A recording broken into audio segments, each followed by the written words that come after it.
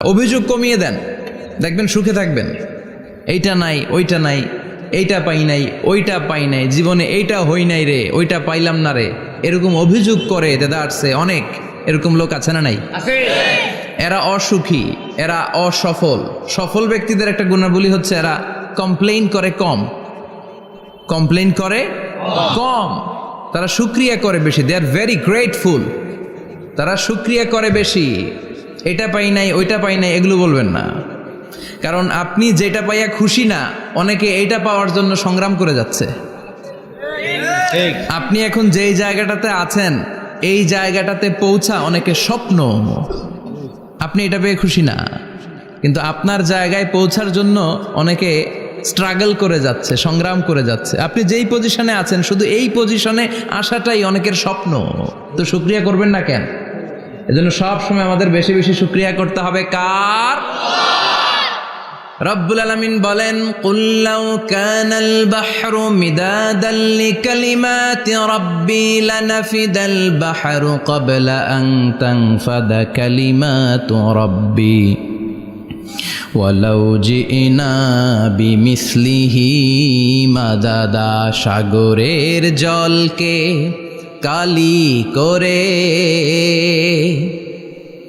গাছের পাতাকে খাতা করে, তোমার মহিমা লেখা শেষ হবে না, যদিও লিখি প্রভু জীবন ভরে। সাগরের জলকে কালি করে, গাছের পাতাকে খাতা করে, তোমার মহিমা লেখা শেষ হবে না, যদিও লিখি প্রভু জীবন ভরে। সাগরের জলকে কালি করে, চিল্লায় বলেন ঠিক কিনা? সব সাগর মহাসাগরের জল যদি কালি হয়ে যায়, কি উপমা দিলেন আল্লাহ! সব সাগরের পানি যদি কালি হয়ে যায়, সব গাছের পাতাও যদি খাতা হয়ে যায়, আর সাগরের জল নামক কালি দিয়ে গাছের পাতা নামক খাতার উপরে যদি আমি আল্লাহর প্রশংসা তোমরা লিখতে শুরু করে দাও, সাগরের জল শেষ হয়ে যাবে, গাছের সব পাতাগুলো ফুরিয়ে যাবে, আমি আল্লাহর প্রশংসা করে শেষ করা যাবে না। সুবহানাল্লাহ বাড়িতে যায় বলবেন। সাগরের জল, চারটেখানে কথা। কয়টা সাগর দেখছেন আপনি? কয়টা সাগর ঘুরছেন? প্রশান্ত মহাসাগর দেখছেন আপনি? আটলান্টিক মহাসাগর দেখেছি আমরা? দেখি নাই। প্রশান্ত মহাসাগরের সবচেয়ে গভীর জায়গার নাম মারিয়ানা ট্রেঞ্চ। প্রায় 36,000 ফিট ওইটা ডেপথ, গভীরতা। কয় হাজার ফিট গভীর? আপনার বাড়ির যে পুকুর কয় হাত গভীর? হ্যাঁ, 36,000 ফিট। Can you imagine? কল্পনা করতে পারেন? 36,000 ফিট গভীর এটা মারিয়ানা ট্রেঞ্চ, প্রশান্ত মহাসাগর। আর এই পৃথিবীর সবচেয়ে উঁচু যে পাহাড়টা, এটার নাম মাউন্ট এভারেস্ট। এটার উচ্চতা প্রায় অ্যাপ্রক্সিমেটলি অ্যারাউন্ড 29,000 ফিট। পাহাড়, পৃথিবীর সবচেয়ে উঁচু পর্বত শৃঙ্গ মাউন্ট এভারেস্ট, 29,000 ফিট। আর পৃথিবীর সবচেয়ে গভীর সাগর, প্রশান্ত মহাসাগরের সবচেয়ে গভীর জায়গা মারিয়ানা ট্রেঞ্চ, ওইটা নাকি 36,000 ফিট। তাহলে ওই পাহাড়কে তুলে ধরে এনে প্রশান্ত মহাসাগরের সবচেয়ে গভীর জায়গা মারিয়ানা ট্রেঞ্চের উপর যদি ছেড়ে দেয়া হয়, পুরো পাহাড় ডুবে যাবে। সুবহানাল্লাহ নাই? পুরো পাহাড় ডুবে যাবে, উপরে পানি থেকে যাবে প্রায় 7,000 ফিট। আল্লাহু আকবার। এই পৃথিবীর দ্বিতীয় গভীরতম সাগরের নাম আটলান্টিক মহাসাগর। এ সাগরের সবচেয়ে গভীর জায়গার নাম হচ্ছে পুয়ের্তো রিকো। এই পুয়ের্তো রিকোর গভীরতা প্রায় 33,000 ফিট। কত? আর সবচেয়ে বড় পাহাড় 29,000 ফিট। তো এই সাগরেও যদি বড় পাহাড়টা, পৃথিবীর সবচেয়ে উঁচুতম পর্বত শৃঙ্গকে এনে ছেড়ে দেয়া হয়, পুরো পাহাড় পানিতে তলিয়ে তো যাবেই, এর উপরে আরো পানি থেকে যাবে 4,000 ফিট। সাগর, মহাসাগর, পানি বেশি না কম? জোরে বলেন। কি বিশাল আটলান্টিক মহাসাগর! লম্বায় তো অনেক বড়, আড়াআড়ি ভাবে এটারে ক্রস করে অনেক প্লেন, অনেক বিমান। আগে কনকর্ড ক্রস করতো হিথ্রো এয়ারপোর্ট থেকে জন এফ কেনেডি এয়ারপোর্টে ল্যান্ড করার জন্য। ঘন্টায় 1000 মাইল বেগে ছুটতো এই প্লেনগুলো। তারপরেও আড়াআড়ি ভাবে, লম্বায় না, আড়াআড়ি ভাবে আটলান্টিক মহাসাগরকে ক্রস করতে 3-4 ঘন্টা লেগে যেত। প্লেন যদি ঘন্টায় চলে 1000 মাইল বেগে, আর আটলান্টিক মহাসাগরের পাশ যেটা প্রশস্ত, এটা ক্রস করতে যদি 3 ঘন্টা লাগে, তাহলে পাশে কয় হাজার কিলোমিটার? 3000 কিলোমিটার। সুবহানাল্লাহ কইবেন না? এত বিশাল বিশাল সাগর। সাগর কি, মহাসাগর কি এই দুইটা, যে প্রশান্ত আর আটলান্টিক? না, ভারত মহাসাগর, উত্তর মহাসাগর, দক্ষিণ মহাসাগর, বঙ্গোপসাগর, কৃষ্ণ সাগর, ভূমধ্য সাগর, লোহিত সাগর, চায়না সাগর, শত শত সাগরে ভরপুর মহাবিশ্ব। এই সব সাগরের পানি যদি কালি হয়ে যায়, কি হয়ে যায়? আর পৃথিবীতে যত গাছ আছে সব গাছের পাতা যদি খাতা হয়ে যায়, গাছ কয়টা আছে কুমিল্লায়? হ্যাঁ, অভাব নাই। তো কুমিল্লাতেই যদি অভাব নাই, তাহলে আফ্রিকার জঙ্গলের কি অবস্থা? কি পরিমাণে গাছ, বৃক্ষরাজি আল্লাহ তৈরি করেছেন। এই সব গাছের পাতা যদি এরকম খাতা হয়ে যায়, আর এই সাগরের জল নামক কালি দিয়ে যদি এই খাতায় আল্লাহর জিকির লিখতে শুরু করেন, প্রশংসা লিখতে শুরু করেন, গাছের পাতাও শেষ, সাগরের পানিও শেষ, শেষ হবে না আল্লাহর জিকির আর প্রশংসা করেন। আল্লাহু আকবার। এজন্য সব সময় প্রশংসা করতে হবে একজন সত্তার, তিনি কে? সে আল্লাহ বললেন, হুয়াল আউয়ালু ওয়াল আখিরু ওয়াজ যাহিরু ওয়াল বাতিন ওয়া হুয়া বিকুল্লি শাইইন আলিম। আল্লাহ বললেন, আমার প্রশংসা করবি না কেন? আমি সবার প্রথমে, আমি সবার শেষে, আমি প্রকাশ্যে, আমি গোপনে। কার কথা? আল্লাহ। প্রথমে কে? আল্লাহ। জোরে বলেন, আল্লাহ। প্রথমে আল্লাহ আল্লাহ, শেষেও আল্লাহ আল্লাহ, আকাশে আল্লাহ আল্লাহ, জমিনে আল্লাহ আল্লাহ। পড়েন পড়েন, প্রথমে আল্লাহ আল্লাহ, শেষেও আল্লাহ আল্লাহ, আকাশে আল্লাহ আল্লাহ, জমিনে আল্লাহ আল্লাহ। আবার পড়েন, প্রথমে শেষেও আকাশে আল্লাহ আল্লাহ, জমিনে আল্লাহ আল্লাহ। নিখিল জাহান গাই গুণগান, তারে নামে গাই আমরাও গাহি তাআলা, হামদে বারি তাআলা, হামদে বারি তাআলা, হামদে বারি তাআলা। পড়েন আল্লাহু আকবার। তিনি প্রথম, তিনি শেষ, তিনি প্রকাশ্য, তিনি গোপন। এজন্য প্রশংসা চলবে একজনের। চিল্লায় বলেন, কে? আল্লাহ তোমার প্রশংসার জন্য আমরণ আমরা করতে পারি, তৌফিক দাও। জোরে পড়েন আমিন।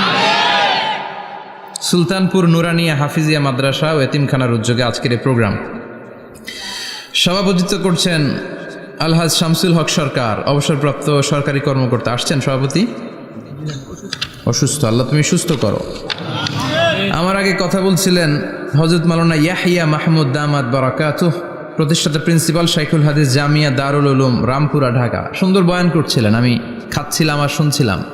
প্রামাণ্য বর্ণনা করছিলেন কিভাবে কিয়ামত হবে, কিভাবে আমরা উঠব হুফাতান ওরাতান মুশাতান গুরলা, উলঙ্গ, নেকেড। সেদিন আমাদের গায়ে জামা থাকবে? জ্যাকেট থাকবে খালি। কি থাকবে? কিছু থাকবে, জামা থাকবে না, পায়ে জুতা থাকবে না, পেটে খাবার থাকবে না, খালি থাকবে চিৎকার। সেদিন থাকবে কি? মনে হয় কথাগুলো প্রতিদিন এগুলো রিমাইন্ডার দিবেন নিজেকে, যে ওই দিনটার মুখোমুখি আমি হতে যাচ্ছি। আমি কি তৈরি করেছি আখিরাতে নাজাতের জন্য।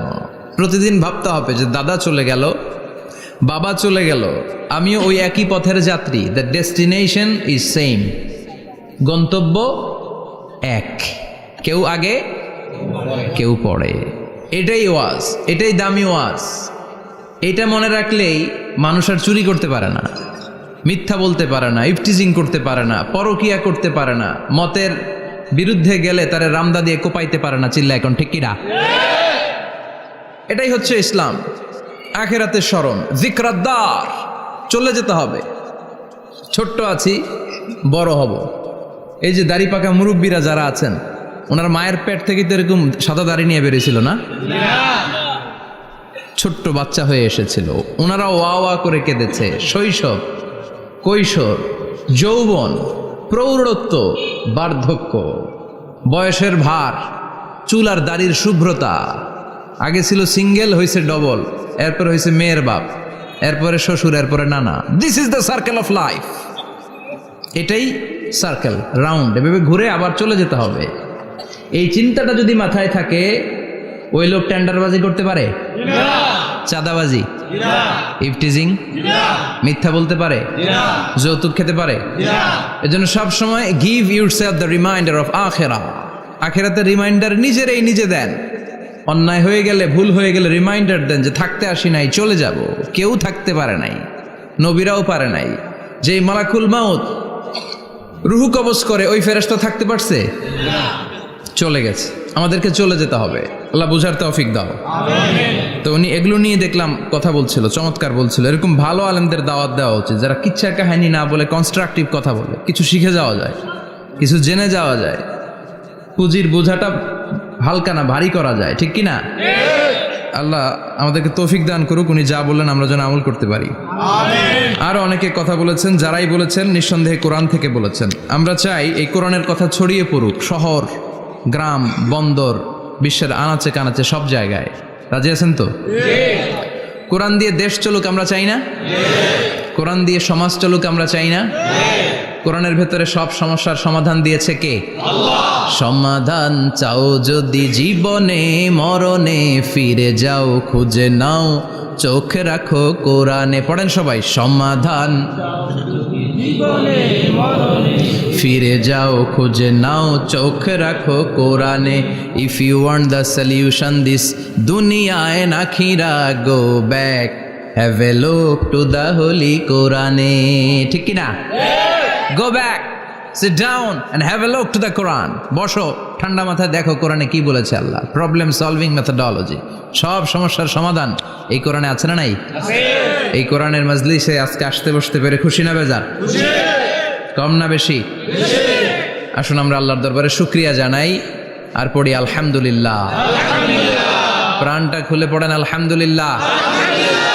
আল্লাহর একটা ডাক দেন, বলেন ইয়া আল্লাহ। আরো জোরে পড়েন ইয়া আল্লাহ। আল্লাহ তুমি কবুল করো।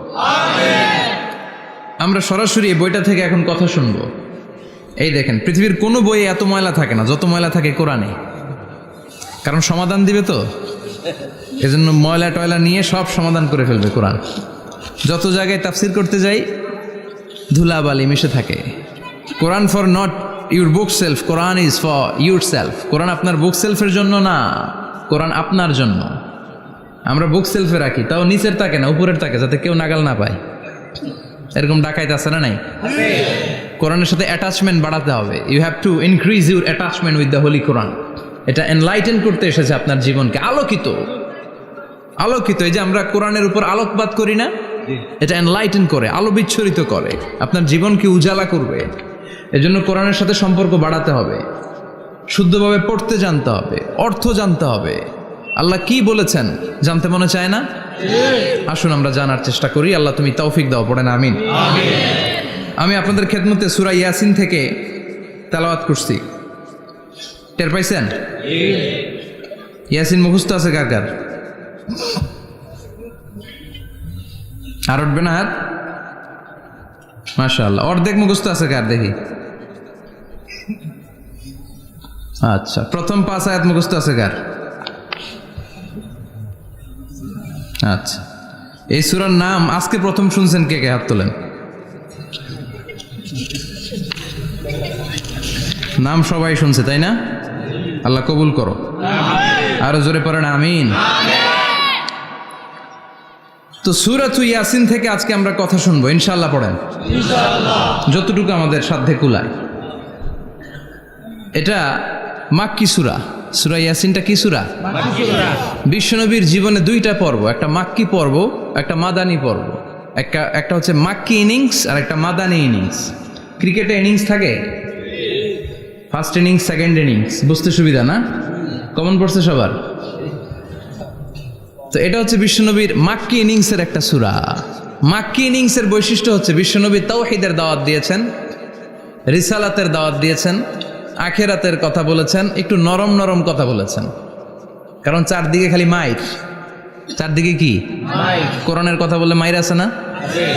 মার খেতে হয়, বকা শুনতে হয়, ঝুঁকি নিয়ে কথা বলতে হয়। চিল্লা এখন ঠিক কিনা?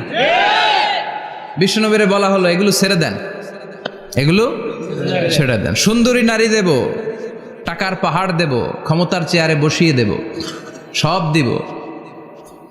এই হচ্ছে আমাদের 3 দফা। নারী দিব, সম্পদ দিব, ক্ষমতা দিব। বিষ্ণু বললেন আমার খালি 1 দফা। আমার কয় দফা? 1 দফা।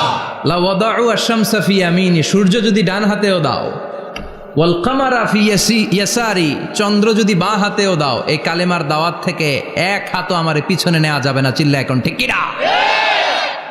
মুমিন কখনো ভয় পায় না, মুমিন কখনো পিছু হটে না, মুমিন স্ট্র্যাটেজি চেঞ্জ করে, মুমিন কৌশলী হয়। এই রাস্তা দিয়ে যাওয়া যায় না, বৈশা বৈশা কেঁদে লাভ নাই, রাস্তা আরেকটা খুঁজতে হবে, আরেকটা রাস্তা বানায় নিতে হবে। এটাই হচ্ছে মুমিনের বৈশিষ্ট্য। আল্লাহ তুমি বোঝার তৌফিক দাও। তো বিশ্বনবীর মাক্কি ইনিংসের খেলার সিস্টেম ছিল ঠ্যাক দিয়ে খেলতেন। ক্রিকেটে কি বলে যে উইকেট বাঁচায় খেলতে হবে, তোমার উইকেট যাতে পড়ে না যায়, তো ঠেকায় ঠেকায় খেলে। তো বিশ্বনবী ঠেকায় ঠেকায় খেলছেন, আর 4 ছক্কা মারছে সব মাদানি ইনিংসে। সুবহানাল্লাহ নাই?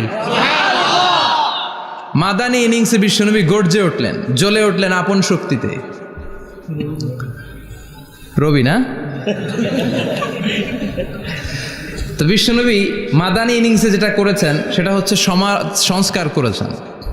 হি was a very good reformer of the society, as a father, as a husband, as a reformer of the society, as a lawgiver, as a lawmaker, as a commander, and as a messenger. Muhammad is the Superman of the world.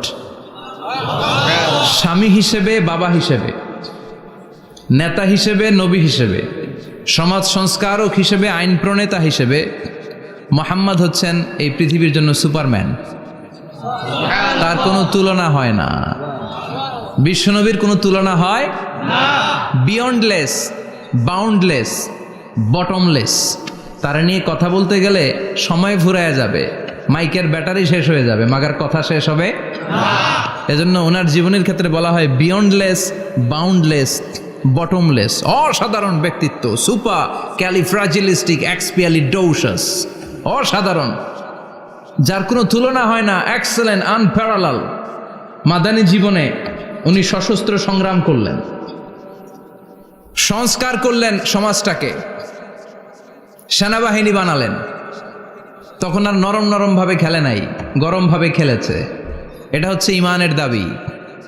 মুমিনরা কৌশলী হয়, যখন যে পরিস্থিতি, ওই পরিস্থিতির সাথে তাদের স্ট্র্যাটেজি তারা পাল্টায়। তো বিশ্বনবীর মাদানী ইনিংসে এই সূরা নাজিল হয়নি, হয়েছে মাক্কি ইনিংসে, মাক্কি সূরা। এই সূরার অনেক ফজিলত, ছোটবেলা থেকেই সূরা ইয়াসিনের অনেক ফজিলতের কথা আমরা শুনেছি না? বিশ্বনবী বলেছেন ইন্না লিকুল্লি শাইইন কলবান ওয়া কলবুল কোরআনি সূরাতু ইয়াসিন। সব জিনিসের একটা কলব আছে, হৃদয় আছে, অন্তর আছে, আর কোরআনের কলবের নাম হচ্ছে সূরা ইয়াসিন। বিশ্বনবী বললেন ইন্না লিকুল্লি শাইইন কলবান, সব জিনিসের একটা কলব আছে। ওয়া ইন্না কলবাল কোরআনি সূরাতু ইয়াসিন, আর কোরআনের কলবের নাম হলো সূরাতু ইয়াসিন। মান ক্বারাআ সূরাতা ইয়াসিন মাররা ওয়াহিদা, একবার সূরাতু ইয়াসিন তেলাওয়াত করলে 10 পারা কোরআন খতমের সওয়াব হয়ে যায়। বিশ্বনবী বলতেন ইন্না ফিল জাসাদি মুদগা, দেহে একটা গোশতের টুকরা আছে, ইযা সালুহাত সালুহাল জাসাদু কুল্লু, এই দেহের গোশতের টুকরা যদি ভালো হয়ে যায়, পুরো দেহটারে ভালো করে দেয় কে? আল্লাহ।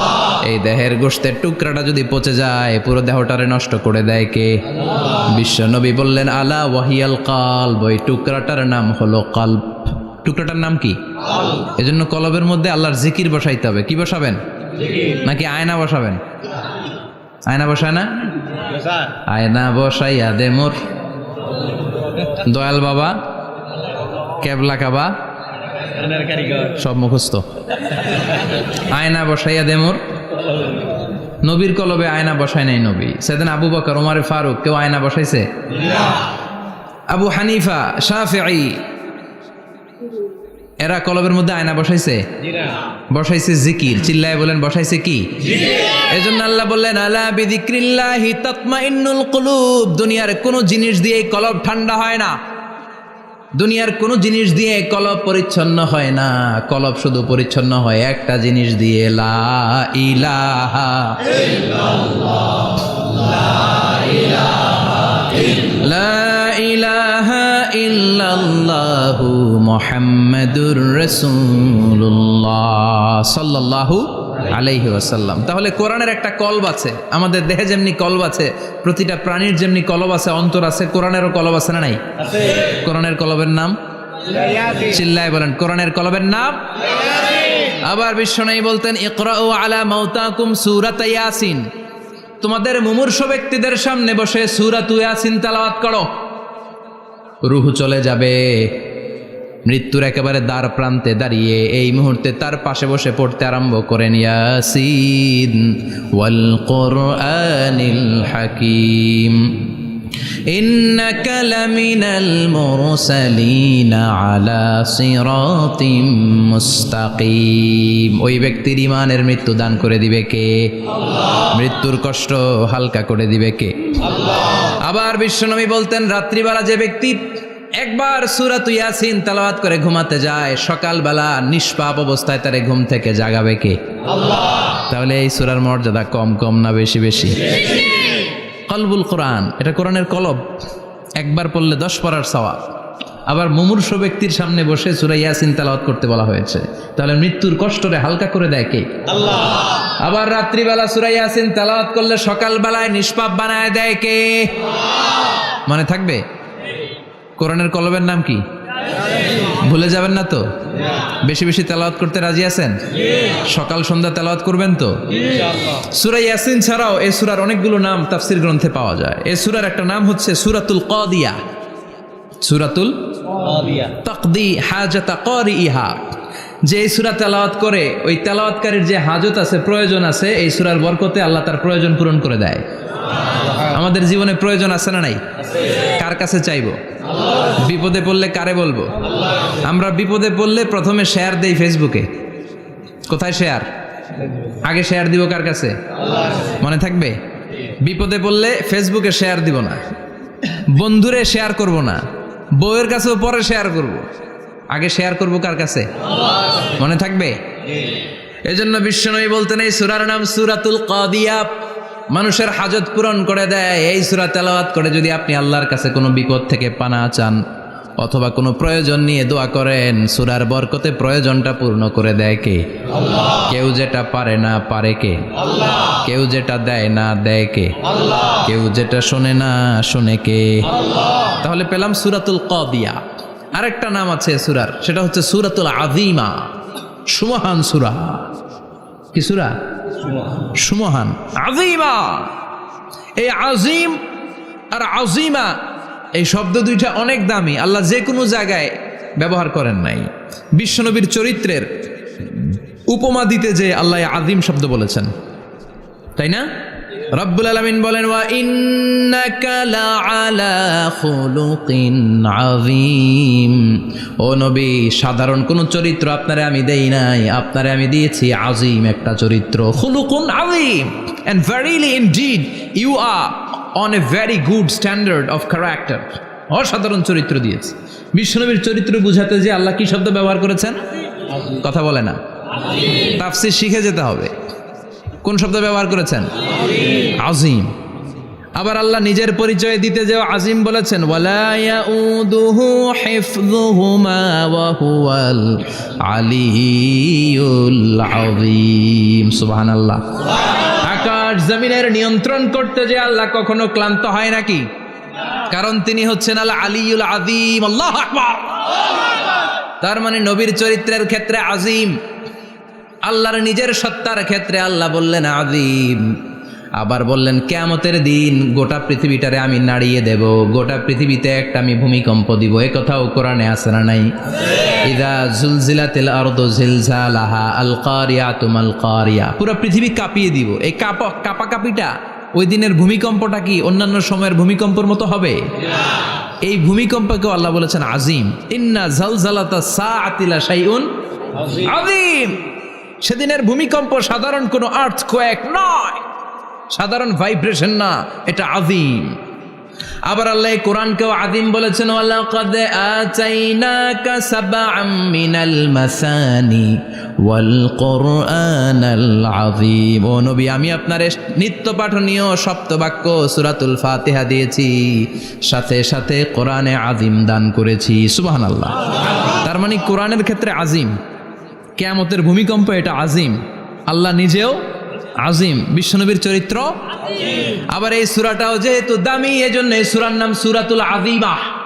সূরাতুল সুমহান সূরা। এটা যেন তেন সূরা নয়, এটা তো কোরআনের কলব। কলব ছাড়া মানুষ বাঁচে? হার্ট ফাউন্ডেশনে